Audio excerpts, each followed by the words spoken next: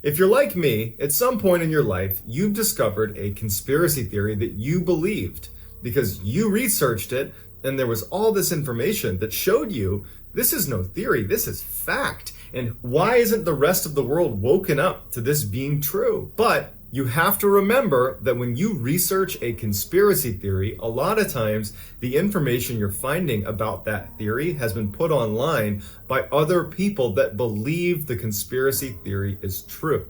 It doesn't mean they can't be unbiased, but it means that there isn't a dissenting opinion a lot of times. There's no skeptical opinion, there's no debunking going on. Instead, it's a group of people that already believe it's true and put information online that only validates it's true. And sometimes they'll omit information that blatantly debunks the conspiracy theory. So you got to be careful when you discover a theory and you start researching it because probably you're only seeing one side. But in some cases, these conspiracy theories turn out to be true. Now, in today's story, we don't know if this conspiracy theory is true, but we have pretty difficult to refute video evidence, and we have believers and skeptics alike saying, you know what, this is worth re-examining. I think that there might have been a cover-up here. But before we get into today's story, if you're a fan of the strange, dark, and mysterious delivered in story format, then you've come to the right channel because that is all I do, and I upload 3, 4, even 5 times every week. If that's of interest to you, I would encourage you to go out and get a candy apple kit from your local grocery. Get it together. If that's of interest to you, then I would encourage you to go to your local supermarket and purchase a candy apple making kit. But instead of using apples, use large red onions and dip one of those bad boys in and offer it to the like button. Also, please subscribe to my channel and turn on all notifications so you don't miss any of my weekly uploads. All right, let's get into today's story.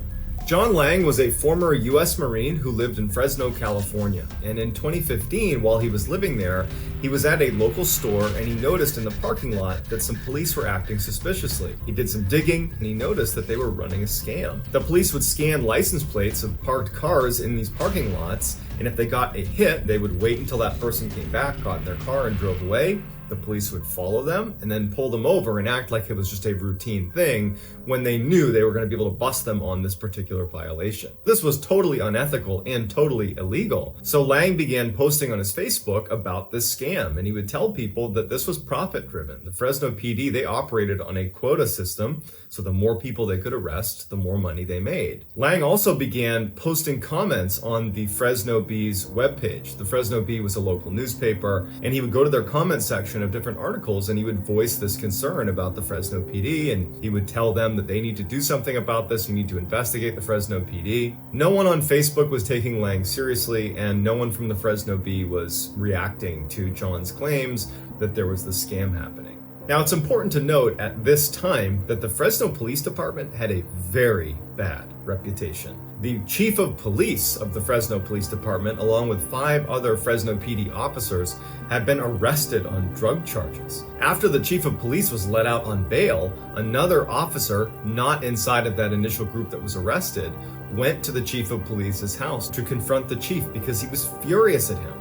That night, this officer was found dead right near the chief's house with a self-inflicted gunshot wound to the chest. The family of the deceased officer was like, no way, he did not shoot himself in the chest. But either way, no charges were pressed, although many people in the area believed the chief killed that officer and then covered it up. Following Lang's very public critique of the Fresno Police Department on Facebook and on the Fresno Bee, Lang became very concerned that the police department was upset with him for uncovering their scam, and that now they were following him all over town and harassing him. And so as a protective measure, he set up a camera on the outside of his house watching the street, and he started uploading the footage to YouTube. And some of the videos that he pulled are crazy. Lang would upload 17 videos to his YouTube channel called Lang Marine. Now, every video has a fairly detailed caption associated with it where John describes what you're looking at. The first video is of this white pickup truck that pulls up in front of John's property. Now, Lang would say in the description that this particular truck he has seen all over when he's out in public, and he believes it's an unmarked car of police officers that are following him. It slow rolls right in front of his property and then eventually drives away. and then a few moments later it drives back around and doesn't slow down and drives right past his house. Following these two drive-bys, Lang would say that he got a series of hang-up calls that he thinks were the police calling him to intimidate him.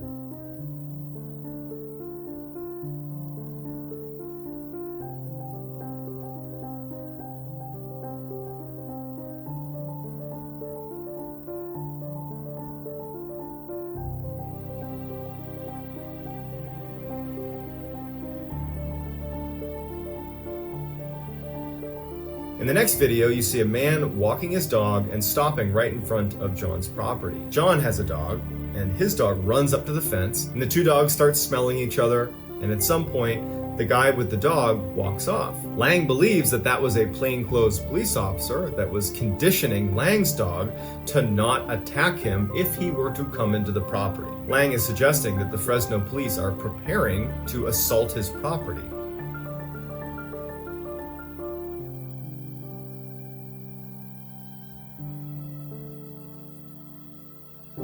In the third video, Lang claims that he came back to his house and someone had tampered with his security system with that camera, and he was now missing 20 minutes of footage.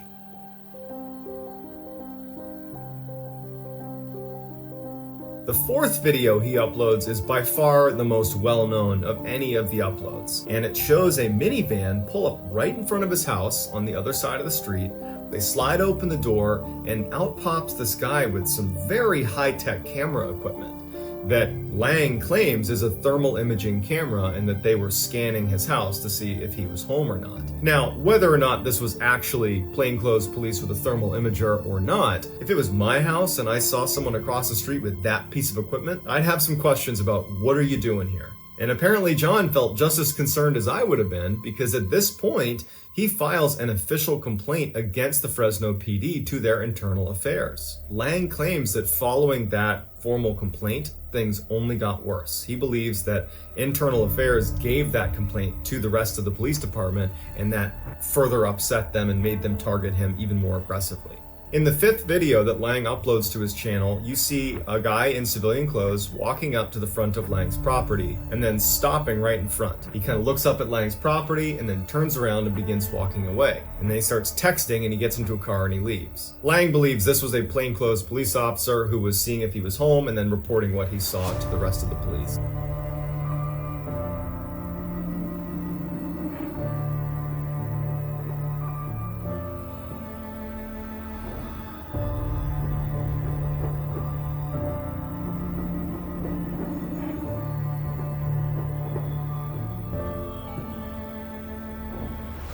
In the sixth video, Lang claims that police cruisers were driving up and down his street at 2 a.m. to try to wake him up with their sirens on.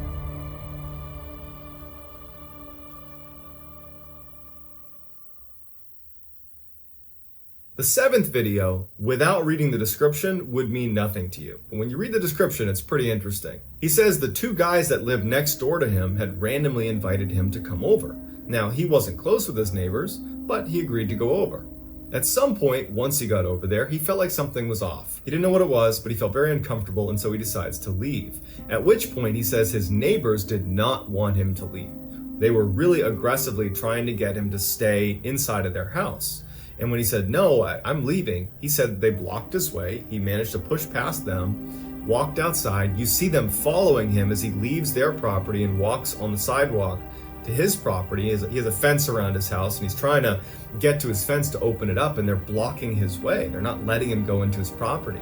And when finally he kind of pushes past them to go inside, they start yelling his name. And Lang would say that he thinks they were working with the police, and they had pulled him away from his house so the police could go into Lang's house. And that when Lang was going back into his property, when they were yelling his name, that was to alert the police that he was coming back into the house. When Lang did go up to his house, he saw that the front door lock had been tampered with, and then when he went inside, his computer and his printer also appeared to have been tampered with. Now, this is only what Lang is saying. There is no proof that any of that happened, but that is the context for that video.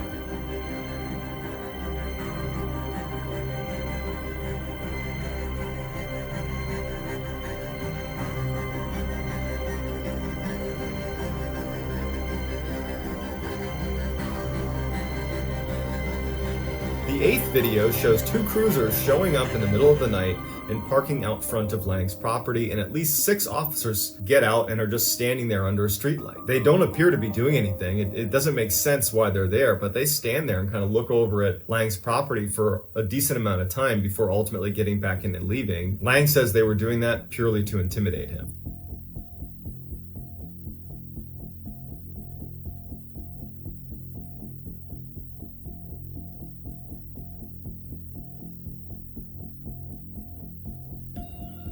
Videos 9 through 16 are fairly unremarkable, but there is one video where very clearly someone walks right up to Lang's truck and tries to break into it. It's not subtle, and Lang believes this was a plainclothes police officer.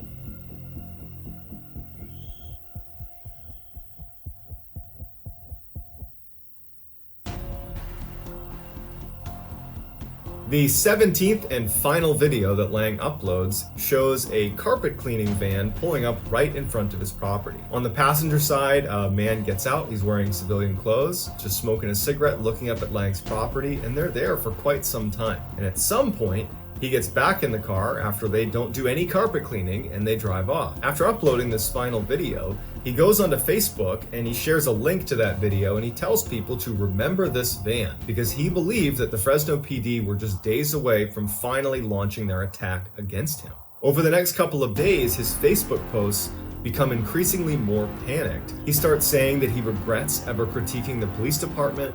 He says that any moment they're going to come into his house and kill him. Then finally, in one of his last posts to Facebook, he asks his friends, will someone come stay with me? I'm scared for my life. And while his friends were concerned, no one took him that seriously, and so no one stayed with him. That weekend, John Lang was found dead inside of his house that had been set on fire. When the fire department showed up to try to put the fire out, the door was barricaded shut, and when the coroner did his first initial report on the body, he said that Lang had stab wounds all over his chest and his back, but had ultimately died of asphyxiation. That initial report had been given to some of the journalists that were reporting on the story, and so they tweeted about it. John Lang, multiple stab wounds to the chest, to the back, died of asphyxiation. But following Lang's autopsy done by this coroner, where 2 Fresno police officers were in attendance, granted, it's apparently customary to have police officers present for autopsies, but it's worth pointing out for the context of the story, that same coroner retracted his statement about the location of these stab wounds and said they were only located on his chest, not his back, and that they were self-inflicted, and so this is a clear-cut suicide, and everybody can just move on. And so they did. No charges were pressed against the Fresno PD, and this was ruled a suicide. When the news came out that this was considered a suicide, anybody that had been following along John Lang's claims either on his YouTube channel or on Facebook that the Fresno PD was out to get him, they were not buying that this was a suicide. They thought that the Fresno PD was responsible. A number of internet sleuths began investigating the case. That van that had pulled up in front of Lang's property in his final video when he said, "Remember this van," well, the logo on the side of that van was for a carpet cleaning company. That didn't exist. Someone discovered that it was a fake company. Also, they found out that Lang had apparently tried to call his ex-wife a number of times right before neighbors had reported seeing smoke coming out of his house. There was this huge petition put together on change.org that's still active to try to reopen the coroner's investigation. But despite the strangeness surrounding John Lang's case, it has been ruled a suicide, and there's no sign that they're about to reinvestigate it. So, did the Fresno Police Department attack John Lang in retaliation for him discovering their license plate scam? Or did John Lang commit suicide? Let me know what you think in the comments, and I'll do my best to get back to as many people as I can. If you liked this video and you haven't done this already, I would encourage you to go to your local supermarket and buy a candy apple making kit, but instead of using apples, put in a big red onion. Dip one of those in there and then give that to the like button. Also, please subscribe to my channel and turn on all notifications so you don't miss any of my weekly uploads. If you have a story suggestion, you can go to our subreddit just called MrBallen. It's linked in the description below, and you can post your story suggestions there. If I intentionally use one of your story suggestions, I will certainly credit you. If you want to get in touch with me, you can direct message me on Instagram. My handle is JohnBallen416. I'm also very active on TikTok, where my handle is MrBallen. So whether I see you on Reddit, Instagram, TikTok, or here on YouTube, or some combination of those, I'm just very appreciative of your support. And until next time, guys, that's gonna do it. See ya. There is one absolutely horrifying part of today's story. It's the part where Angela is under the bed. And believe me, when you get to that part in the story, you'll know what I'm talking about. But before we get into today's story, if you're a fan of the strange, dark, and mysterious delivered in story format, then you've come to the right place, because that's all I do, and I upload 3, 4, even 5 times every week. And so if that's of interest to you, then the next time the like button asks you to go get them a regular iced coffee, I want you to go to Starbucks and order a regular iced coffee, but with light ice. Then hand that sucker over to the fool that is the like button. Also, please subscribe to my channel and turn on all notifications so you don't miss any of my weekly uploads. All right, let's get into today's story. On January 23rd, 2005, which is actually a day that is remembered by the people of New York as Black Sunday, Curtis Myron, who was a New York City firefighter, was trapped on the 4th floor of an apartment in the Bronx. Blazing inferno.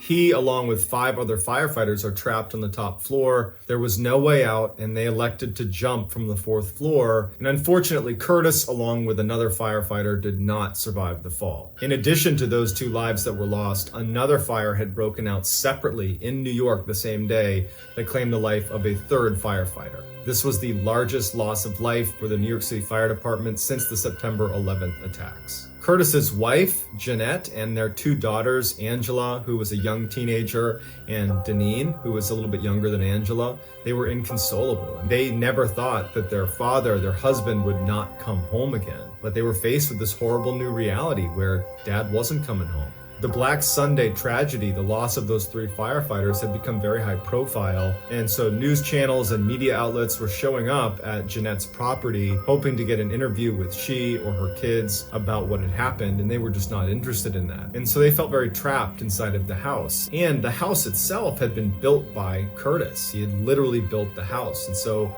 it was just a constant reminder of the sadness of this loss. And at some point, Jeanette just said to the girls, "I think we should move. I think we just need a fresh start. This is too much. It's too much to be here. Let's just move." And the girls were very eager to leave.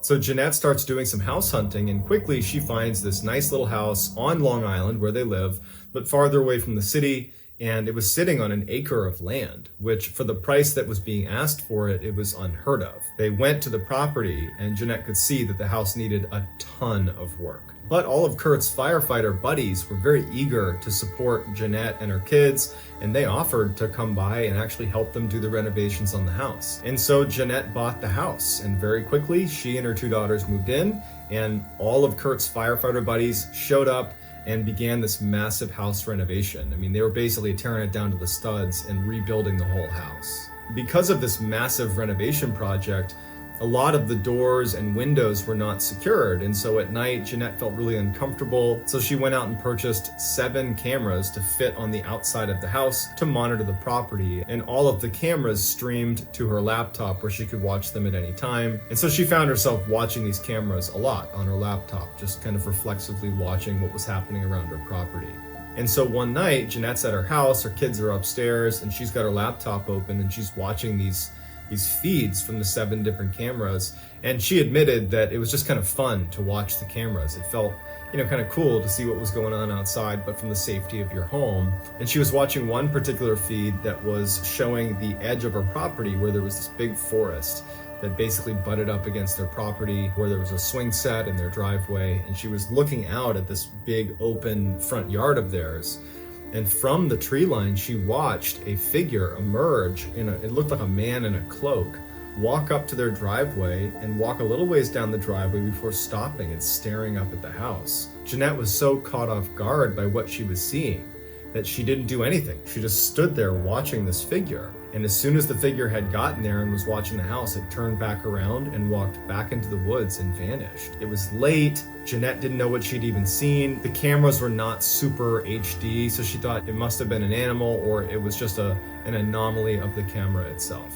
So at the same time that Jeanette is looking at her laptop and she's trying to make sense of this figure she's seen, upstairs, the 2 girls are in their own bedrooms, which are on other ends of the hallway. Angela was laying on her bed with her back up against the wall, and she's reading a book, and she starts hearing tapping along the same wall that her back is against, and she can almost feel it in her back.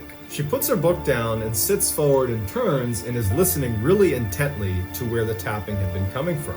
And then she hears bang, bang, bang, like someone's trying to get her attention. She gets right out of her bed and goes to her door. She opens it up and looks downstairs, because from where her door opened, she could look into the living room on the first floor, and immediately she saw her mom on her laptop. Her mom was not banging on anything, and her sister was in her room and she was down the hall, and so that couldn't have been her sister. So she goes back in her room and she's thinking to herself, I'm hearing things. She puts her ear right up against the wall, and as soon as her ear makes contact with the wall, she said it sounded like someone smashed the wall right on the other side of her ear. It causes her to freak out, and she goes right into her bed and throws the covers over her head and she hides. What Angela didn't know is that down the hall, her younger sister, Deneen, had heard tapping as well, but her tapping sounds were not coming from the wall, they were coming from the door. And she thought her mom had come upstairs to see what she was doing, so she got up, walked to the door, opened it up, and there was nothing. She did the same thing that Angela did and poked her head down and saw her mom sitting on the couch. She looked down the hall and she saw that Angela's door was closed. It wasn't Angela. So she shuts the door, and as soon as it shuts, she hears 3 distinct taps on the door. She opens it up again, there's no one there. She too runs into her bed and jumps under the covers. The girls would say in interviews that the tapping sounds continued periodically throughout most of the night, but at some point they both managed to fall asleep under the covers. The next morning, the girls go downstairs and they're in the kitchen and they tell each other what they had heard the night before. And they both start feeding off of each other because they both had this experience and didn't realize it. Angela would say to Deneen, yeah, I heard these tapping sounds. Deneen is picking up on her fear and she's saying, I heard tapping sounds. And the kids are really wound up. And that's when Jeanette comes into the kitchen and she sees her kids talking about something that seems really intense. And she goes, what's going on? What are you talking about? And they said, Mom, we think something's wrong with the house. We heard tapping sounds last night. This happened to me. This happened to me. And Jeanette just says, guys, it's a brand new house. We aren't used to the sounds the house makes. I'm sure it's just pipes or, creaking floorboards or something. You guys are overthinking it. Don't worry about a thing. The house is fine. Over the following few days, some of the firemen that were helping renovate the house began to work on the basement. The basement was full of clutter. It was like whoever had lived there before had never taken anything out. Very old pieces of machinery and furniture and strange boxes and papers.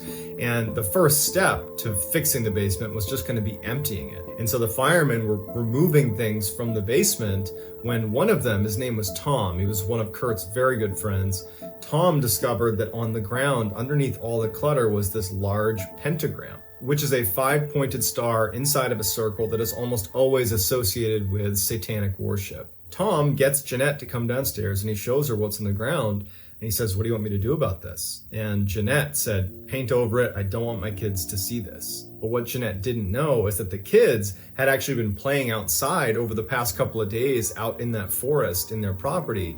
And they had found a number of pentagrams carved into trees, into rocks, carved into the dirt on the ground. They were everywhere. They decided not to tell their mom because they didn't want their mom to worry. So they're both siloing information about these pentagrams all over their property. A couple of days later, Angela was going to be home alone for a few hours. And Jeanette had given Angela some chores, which included cleaning out the refrigerator. And so Angela's in the kitchen and she's got the fridge open and she's taking things out and cleaning off each of the different drawers. And she can't help but feel like someone is standing behind her. She kept turning around and no one was standing in the kitchen, but she just could not shake this feeling that someone was behind her.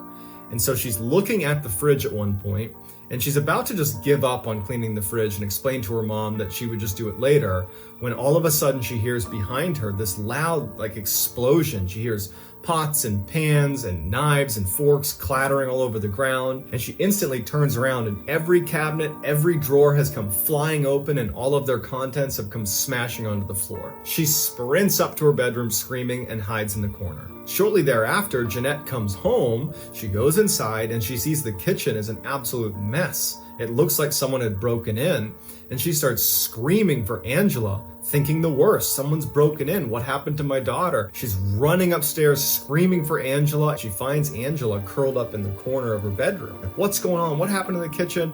And Angela just could not put an answer together. She was so shocked by what happened. So Jeanette tells her to stay here. She runs around the house, making sure that no one's there. She gets her laptop, goes back to Angela, opens it up, and she checks the footage. No one's in their house. No one's been near their their house. All the while, Angela's just sobbing hysterically. And finally, after Jeanette is convinced that there has not been a home invasion, she turns to Angela and she's like, what is going on? Why does the kitchen look like this? And Angela tried to explain what happened, but it just didn't make any sense.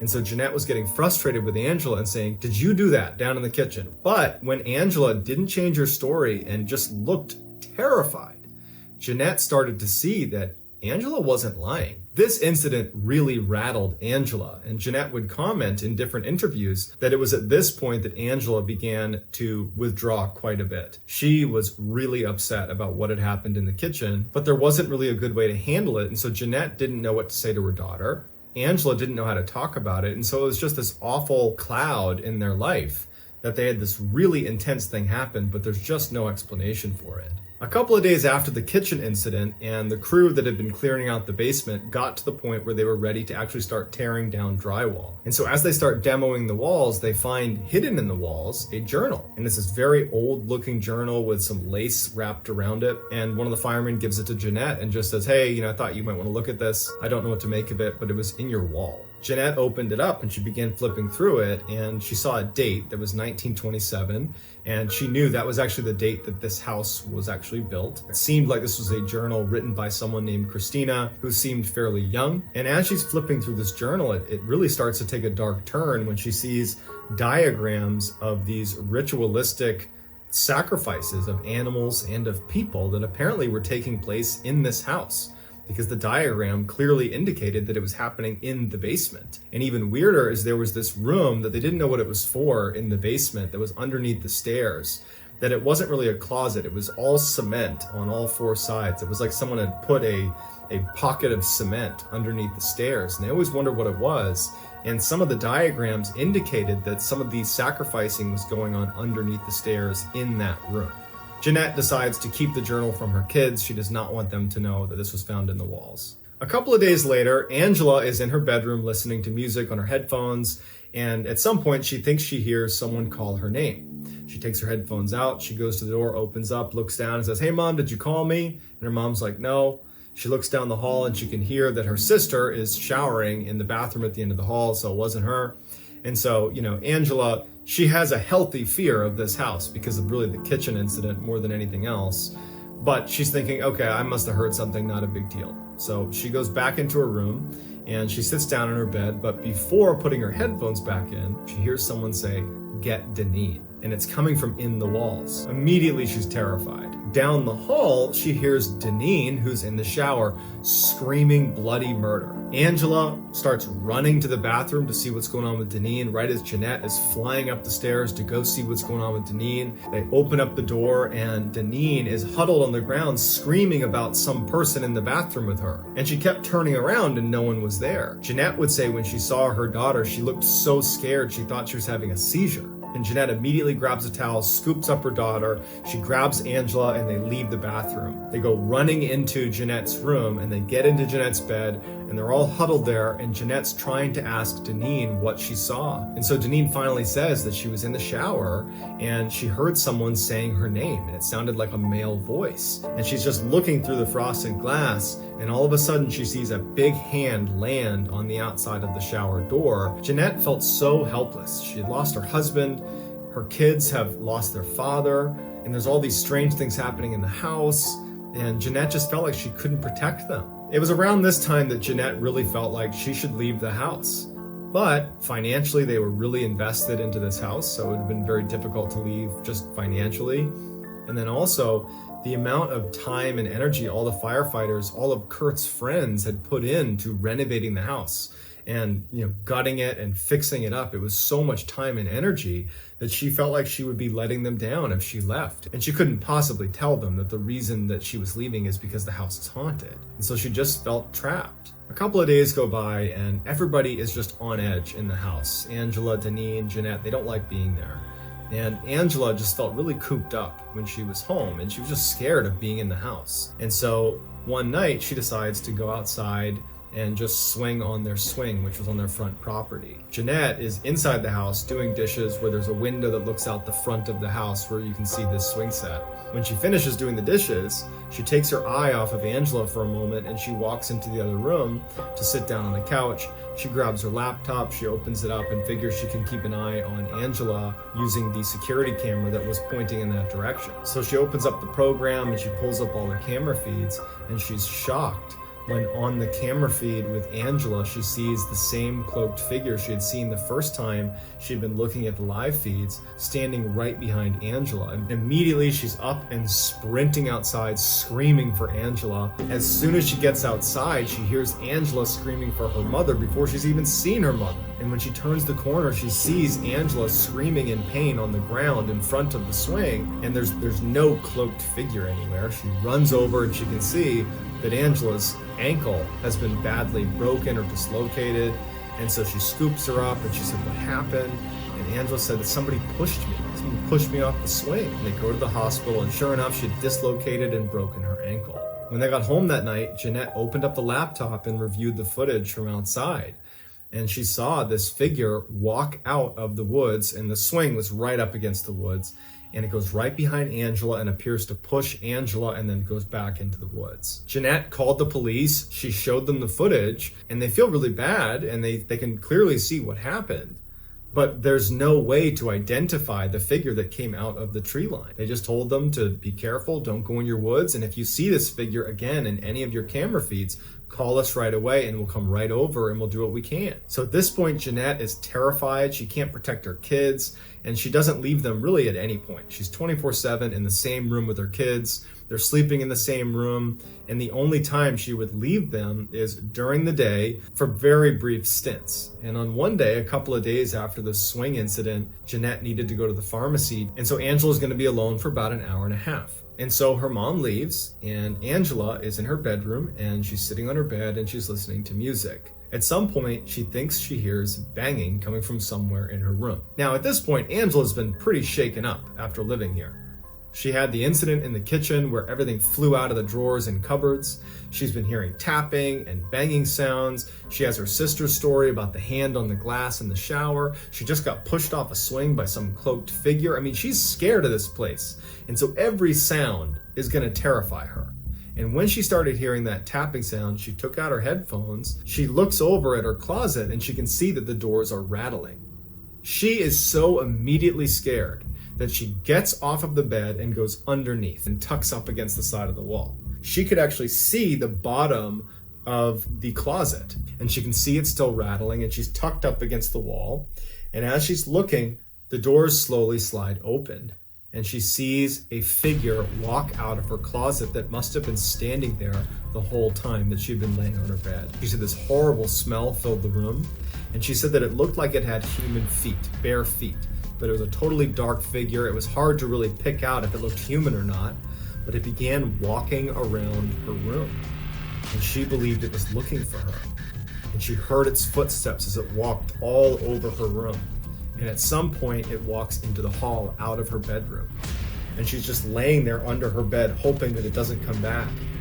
And then when she thinks it's walked all the way downstairs, it goes quiet. And then she hears it running up the stairs, running into her bedroom, runs right in front of the bed. Its feet are aimed right at her. It climbs onto her bed. She can hear the springs condensing right above her. And she's looking out wide-eyed, holding her mouth. And all of a sudden, its head appears looking down directly at her. And it's this dark face, sunken eyes. It looks like its skin is rotting off of its head. And it's just staring at her upside down, looking directly at her. At this point, she screams and the figure goes back up onto the bed, and now it's sitting right above her. She's screaming uncontrollably, and then she hears it get off the bed, but she doesn't know where it went in the room. And so for the next 45 minutes, she lays there expecting this thing to come back. It knows where she is. It knows she's under the bed. And she can hear it occasionally running around the house. She can just smell this horrible smell, and at some point she hears her mom's car outside, and she starts screaming for her mother. Her mother must have heard her because she comes bombing into the house. She runs up the stairs. She's screaming for Angela. Angela's screaming for her mom. And then she finally finds Angela under the bed. She pulls her out. She holds her. And she's trying to figure out what's going on. And Angela's saying that he's in the house. He's in the house. He's in the house. I don't know what it is. He came out of my closet. Jeanette runs all through the house looking for anything or anyone in the house. There's nothing. It's gone. At this point, Jeanette is at her wit's end. She doesn't know what to do, so she takes Angela, she gets in the car, they drive to where Deneen is. Deneen was with a friend at the time. They get Deneen, so the three of them are together now, and they drive to Jeanette's parents' house. And while they're there, Jeanette calls a paranormal investigator, and she says, I need your help. I need help to get rid of what's going on in my house. And so she gets in touch with this woman named Liz, who offers to do a cleansing of the house. And after the cleansing was done, Jeanette would say that it appeared that everything stopped in the house. And somewhat unbelievably, Jeanette and Angela and Deneen decided to stay in the house where this demon was. That they felt confident that the cleansing had gotten rid of it.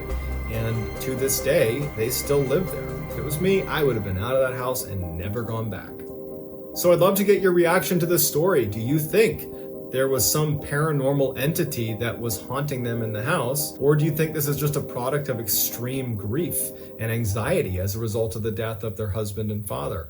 Or is it something else? Let me know what your theory is in the comments, and I will do my best to get back to as many of you as I possibly can. If you enjoyed this video, then the next time the like button asks you to get them a regular iced coffee, go to Starbucks and get an iced coffee, but ask for light ice. And then hand that joke of a drink to the fool that is the like button. Also, please subscribe to my channel and turn on all notifications so you don't miss any of my weekly 3 to 4, even 5 video uploads I do every week. If you have a story submission, we have a subreddit just called MrBallen. It's linked in the description below. You can post your story there, and if I intentionally use one of your suggestions, I will absolutely credit you. If you want to get in touch with me, you can direct message me on Instagram. My username is JohnBallen416. I also have a Twitter account that I really just started using, and my handle is JohnBallen416 over there as well. I'm also very active on TikTok, where my handle is MrBallen. So whether I see you on Instagram, Reddit, TikTok, Twitter, YouTube, some combination of those, I'm just very thankful for your support. And until next time, guys, that's gonna do it. See ya. Today, I'm going to share with you 3 progressively more horrifying true stories, and at the end of each of them, I'm going to share with you the picture that is famously associated with them. But before we get into today's stories, if you're a fan of the strange, dark, and mysterious delivered in story format, then you've come to the right place, because that's all I do, and I upload 3, 4, even 5 times every week.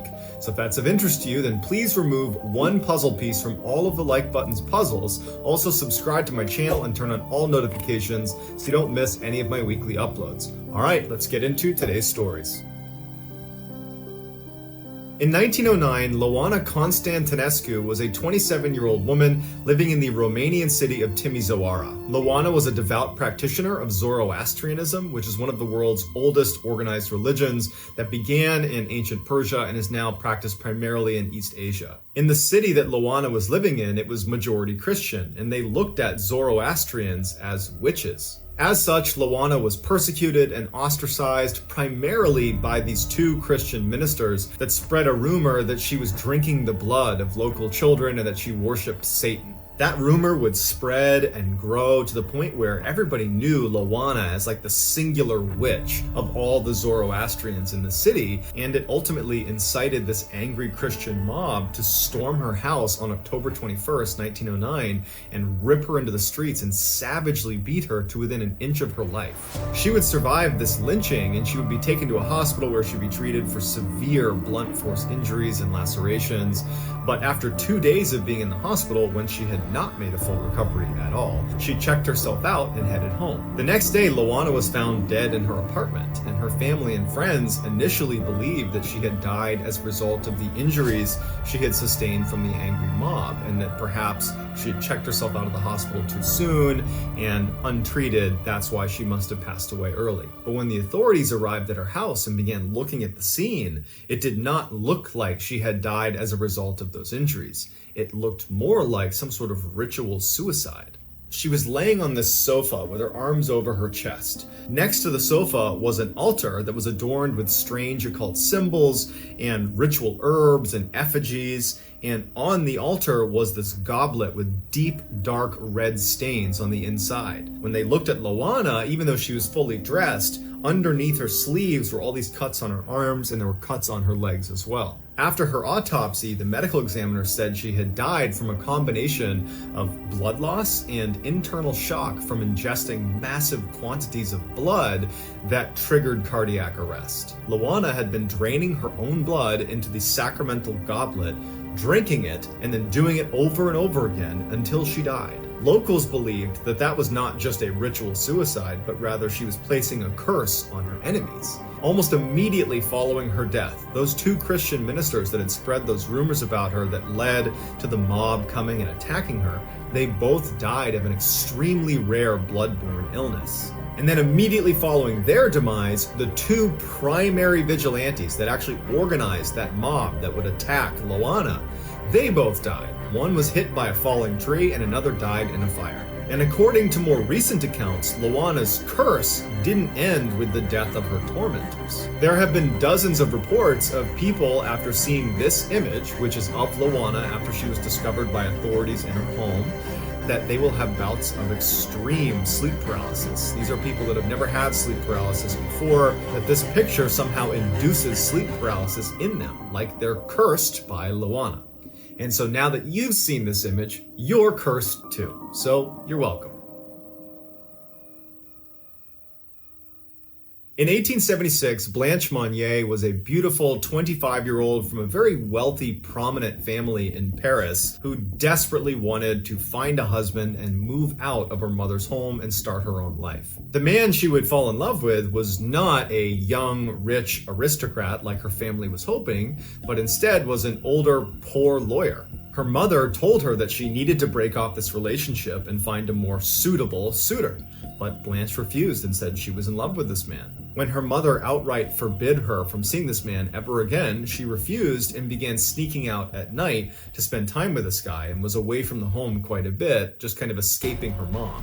But during this tumultuous time where Blanche is very much at odds with her mother, Blanche would unexpectedly die. And since this is the late 1800s, people did that at a young age. They just unexpectedly died. And so her lover and her family and society mourned her loss, but ultimately time went on and people moved on. 25 years later, in 1901, French police received this strange handwritten letter that just basically states that the Monnier family has a very dirty secret and you should go check their estate out. Now, the Monnier family was in excellent standing in Paris. I mean, they were one of the more prominent families.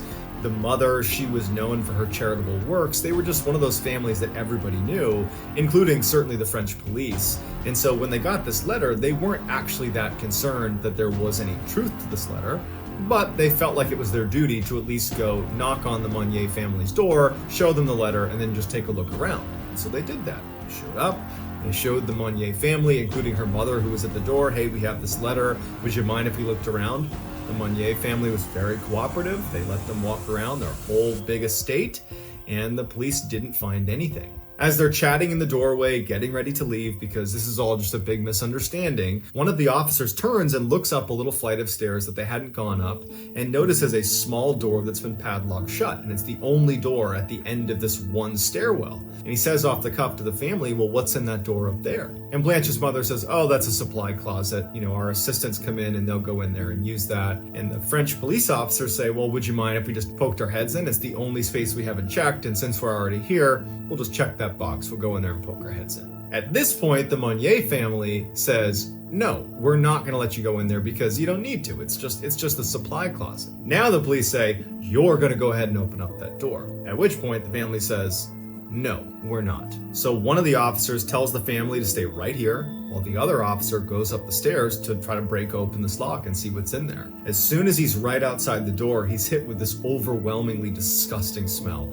It smells like rotting flesh. It smells like death. He covers his mouth and he breaks open the lock and he opens the door, and there in the middle of this dark, disgusting smelling room on a rotting straw mattress is none other than Blanche Monnier. 25 years later, she is alive, she barely weighs 55 pounds, and she's chained to a bed. She has not come out of those chains or moved off of that bed in 25 years. The smell was so bad they could barely be in there for longer than a few minutes at a time. Well, one of the officers immediately goes over and knocks down some of the wood that was blocking up the windows, and sunlight pours into the room, and it's the first time Blanche Monnier is seeing sunlight in 25 years. The reason she had been imprisoned in this room is because 25 years earlier, when she was fighting with her mother about not seeing this poor commoner, and she wasn't willing to break off the relationship with him, her mother told her to go in this room and said, "You can't come out until you tell me you're going to break it off with this guy."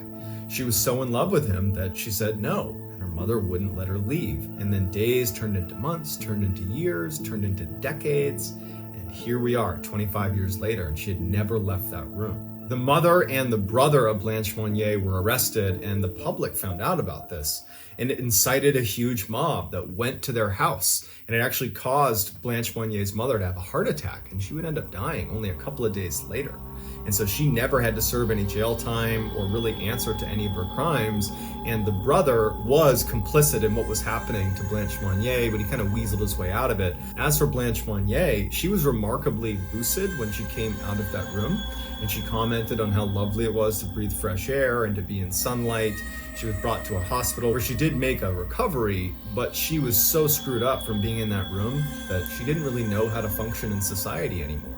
And so she was moved to a mental institution, and unfortunately she died about 10 years later. On October 13th, 1972, Uruguayan Flight 571 was flying from Uruguay to Chile for a rugby game. On board were 45 people. There was 5 pilots and crew. The other 40 were the rugby team and their friends and relatives. So they take off and they're making their way to Chile, and the pilot was relatively inexperienced, and he made a fatal mistake.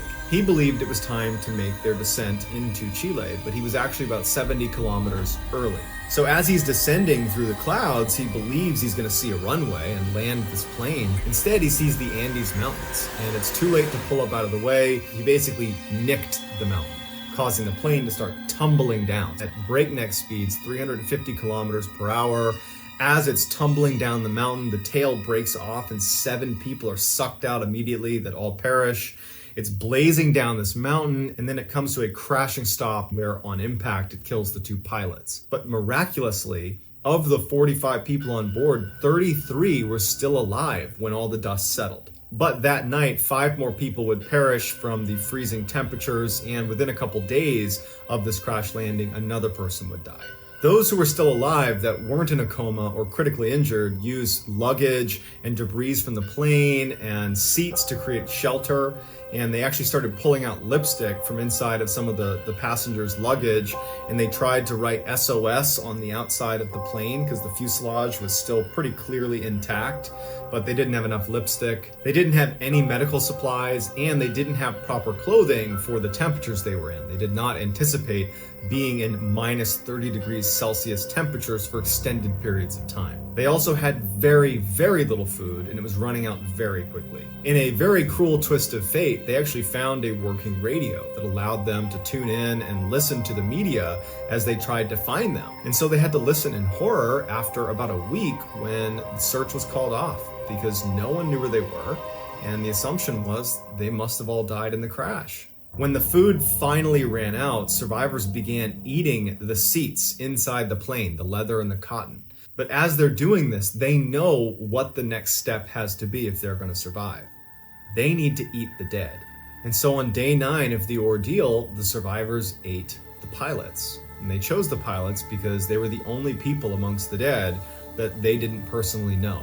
The rest of the dead that they would ultimately eat were their friends and loved ones. Now, naturally, these people did not want to become cannibals, but virtually everyone, out of a need to survive, was able to make the adjustment. There were some people that couldn't, including one woman who didn't eat and ultimately died of starvation on day 60 because she just was not prepared to do what was necessary to survive. As if this situation wasn't bad enough, an avalanche would eventually strike the landing site, killing 8 more of these people that are doing everything they can to survive. But at the time of the avalanche, their food source had effectively run out, and so those 8 people who perished in the avalanche ultimately replenished their food source. From day one, the survivors discussed climbing up and over the mountains and walking towards Chile to try to search for help. But the attempts so far had all failed due to extreme cold, malnutrition, altitude sickness. It was like they knew as soon as they walked over that mountain, they were going to die. And so many of them decided early on that they would rather just stay with the group, because at least that way they would die as a group, or maybe by some stroke of luck they could still be discovered and they might be easier to discover as a big group. But 2 months after the crash, and with no help in sight, they know the search has been called off, 2 of the survivors basically say, screw it. I'm gonna make the trek over the Andes Mountains. We have no supplies, we have nothing, no map, no compass, no anything. We're just gonna walk roughly in the direction of Chile, and you know what? We're either gonna die here or we're gonna die out there. And so the 2 take off. They somehow survived for 9 days, walking over the Andes Mountains with no equipment. They've been out for 60 plus days at this point, and they managed to walk into this valley, and they see that there are people living in this valley. There's actually a couple of fishermen right on the other side of this river. And so they go down to the edge of the river and they're yelling out to these people on the other side. The fishermen couldn't make out what they were saying, and so the fishermen, they got a piece of paper and they put a pencil in it and balled it up with a rock and threw it across the river. And they were able to write down that they had survived a plane crash. They were located back in that direction. There was 14 other survivors and they desperately needed help. Balled it up, threw it back. 3 Chilean helicopters were spun up and sent off in their direction, and the 14 other survivors were able to be picked up, brought to safety, and all 16 would make a full physical recovery. However, the most difficult thing they would ever have to recover from was becoming reluctant cannibals, which is something that haunts all of them to this day. And here is the famous final picture of inside Uruguayan Flight 571 just moments before they crashed into the Andes Mountain and had to go through that horrific 72-day ordeal. So that's going to do it, guys. Let me know in the comments what you thought of these 3 stories, and I will get back to all the early commenters, and I'll pin the best comment at the top of the comments section. If you enjoyed today's video and you haven't done this already, please take 1 puzzle piece from all of the like button's puzzles. Also, please subscribe to this channel and turn on all notifications so you don't miss any of my weekly uploads. If you want to get in touch with me, you can direct message me on Instagram or on Twitter. My username for both platforms is the same. It's JohnBallen416. I also have a ton of content over on TikTok, where my handle is MrBallen. If you have a story suggestion, please submit it to our subreddit just called MrBallen. I look at it every day, and if I intentionally use one of your suggestions, I will absolutely credit you. So whether I see you on Instagram, Twitter, TikTok, Reddit, YouTube, or some combination, just know that I'm incredibly appreciative of your support. And until next time, that's going to do it, guys. See ya. Today, I'm going to share with you 3 progressively more disturbing stories, and at the end of each of them, I'm going to share with you the picture or video that is famously associated with them. But before I get into today's stories, if you're a fan of the strange, dark, and mysterious delivered in story format, then you've come to the right channel, because that's all I do, and I upload 3, 4, even 5 times every week. So if that's of interest to you, please offer the like button a flimsy plastic outdoor chair, and then once they sit down, kick one of the legs out from under them. Also, please subscribe to this channel and turn on all notifications so you don't miss any of my weekly uploads. All right, let's get into today's stories. Following World War II, the Soviet Union began investing heavily into nuclear power, and by 1977, the V.I. Lenin nuclear power station located in Chernobyl, Ukraine, was finally operational. The station itself was comprised of 4 reactors that were each labeled 1, 2, 3, and 4. On April 25, 1986, a group of very sleep-deprived plant workers began running a series of routine tests on nuclear reactor number 4. They were trying to see if the reactor could still be cooled even in the event of a complete power loss. But during the test, Perhaps because they were sleep deprived and just didn't feel like doing it, they started cutting corners and violated a number of safety protocols that led to several surges of power inside of the reactor. This led to a chain reaction of explosions within reactor number 4 that culminated in a massive explosion that blew the lid off the building, exposing the reactor's core. It would take the Soviets 10 days to finally stop the fire that was raging inside of this exposed core, which meant for those 10 days, radiation on an unprecedented level was spewed into the environment by this fire. But even after the fire was controlled, you have all this radioactive material that needs to be properly disposed of. And so the Soviets started by using robots to go up and pick up these materials and dispose of them, but the robots were breaking down from the high levels of radiation. And so naturally the Soviets sent in groups of men to go pick up the material, and dozens of people died from radiation sickness. A few months after the explosion, the first steel sarcophagus was built around reactor number 4 to try to contain some of that radiation. But even with that protection, it's estimated that the area around Chernobyl will not be habitable for another 20,000 years. So as a result, the Soviet Union created what they call an exclusion zone, which is 19 miles all around Chernobyl that no one can go inside of. And so nature's kind of reclaimed this area that used to be a fairly bustling metropolis. 1 year after the disaster, Ukrainian containment crews finally broke into the steam corridor that was located underneath the molten remains of reactor number 4. And as soon as they stepped in, their radiation readers spiked all the way to the top. And so they know that whatever's at the other end of this L-shaped hallway is something they did not want to get close to. And so they put a camera on a chair with wheels and they pushed it down the hall to where it finally broke that corner and had a clear line of sight to the other end. And using a timer on the camera, they were able to take a picture of one of the single most dangerous things in the entire world. It became known as the elephant's foot. It was a molten pile of nuclear fuel and melted metal and sand and concrete that had all kind of converged and seeped through a pipe meant for steam and found its way into the basement. It was and still is emitting the equivalent level of radiation of 4.5 million chest x-rays every hour. Today, if you were to stand in front of the elephant's foot without proper equipment for 30 seconds, your cells would start to hemorrhage and you would become viciously ill, and you could even die. At 2 minutes of exposure, you're definitely going to die. But not right away. You have 48 hours and there's nothing you can do to stop it. You are 100% going to die.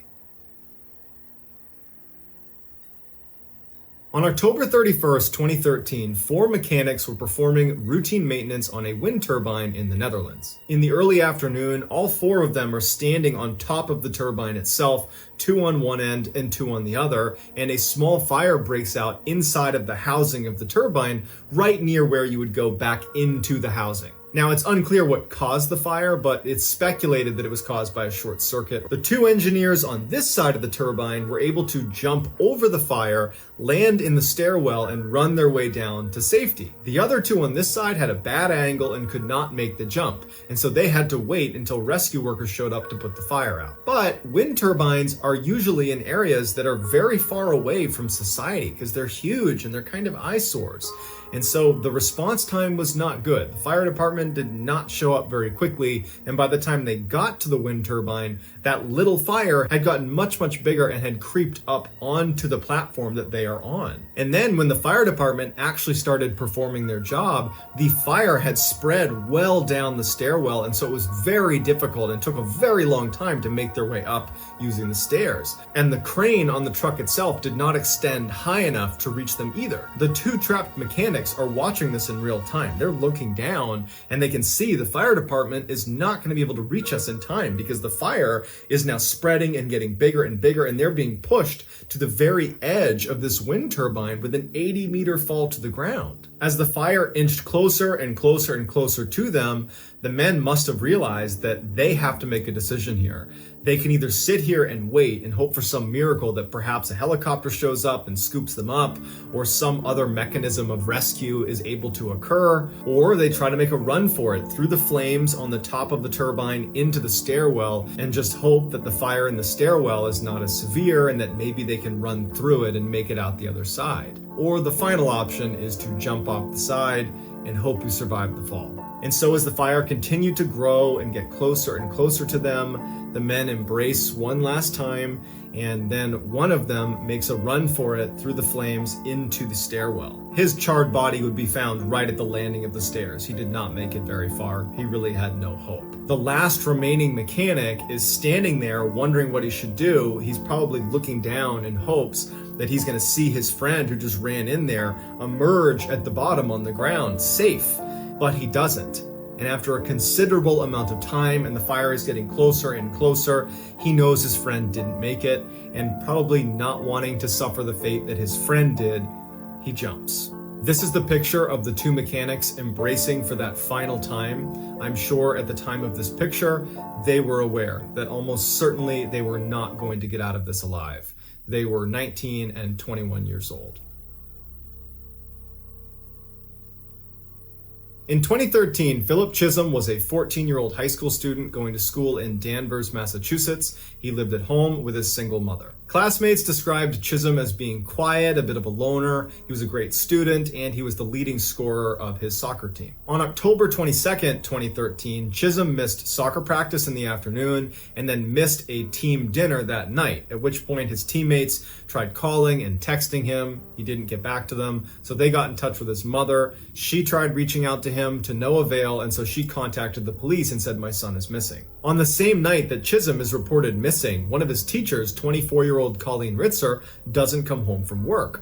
Her family and her friends try reaching out to her, texting her, calling her, no response, so they too go to the police and they report her missing as well. The police were already looking for Chisholm, so when they hear one of his teachers is also missing, they assume they must be linked, and so they go to the high school, even though it's well after hours, to see if maybe there's some clues there. They search the high school, and Chisholm is not there, and neither is Miss Ritzer, but when they're looking in the girls' restroom that was right next to Miss Ritzer's classroom, they find a small splash of blood. Even though at the time they had no way of knowing if this blood was connected to Chisholm or Miss Ritzer, they decided they would pull all the security footage for the past 24 hours that was looking in the direction of this bathroom. And they make a startling discovery starting at the 2:54 p.m. mark on October 22nd, the day they went missing. This is Miss Ritzer walking down the hall towards the bathroom that had blood in it. This is Chisholm following Miss Ritzer into the hall. He's looking hesitant. He doesn't really know what he's going to do. He's thinking about following her, and at some point he says, "You know what? I am going to do this."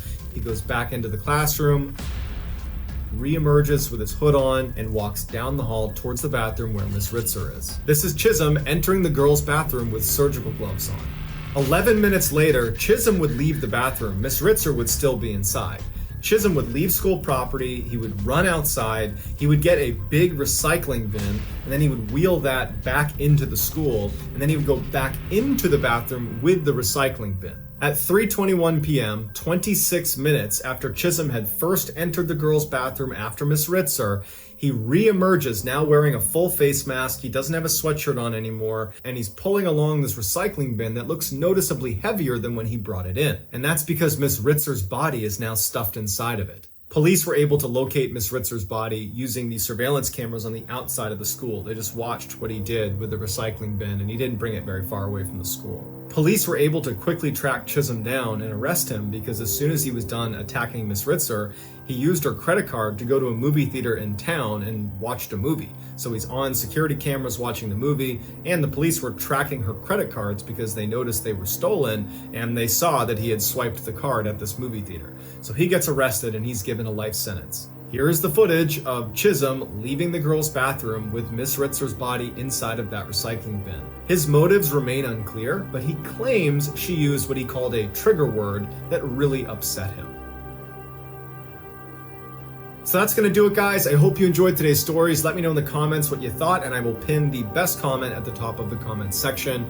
If you haven't done this already, please offer the like button a flimsy plastic outdoor chair, and as soon as they sit down, kick one of the legs out from under them. Also, please subscribe to this channel and turn on all notifications so you don't miss any of my weekly uploads. If you want to get in touch with me, you can direct message me on Instagram or on Twitter. My username on both platforms is the same. It's JohnBallen416. I also have a ton of content over on TikTok where My username is MrBallen. If you have a story suggestion, please submit it to our subreddit. It's just called MrBallen. It's linked in the description below. I check that every day. If I intentionally use your story suggestion, I will credit you. So whether I see you on Instagram, Twitter, TikTok, Reddit, YouTube, some combination, just know that I really appreciate your support. And until next time, guys, that's going to do it. See ya.